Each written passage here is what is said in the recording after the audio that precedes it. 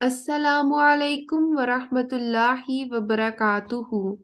حضرت ابو بکر رضی اللہ تعالیٰ عنہ سے روایت ہے کہ وہ رسول اللہ صلی اللہ علیہ وآلہ وسلم کو صبح اور شام یہ کلمات پڑھتے ہوئے سنا کرتے تھے: اللہم آفینی فی بدنی، اللہم آفینی فی سمعی، اللہم آفینی فی بصری، لا الہ الا انت، اللہم انی اعوذ بک من الکفر والفقر، اللہم انی اعوذ بک من عذاب القبر، لا الہ الا انت۔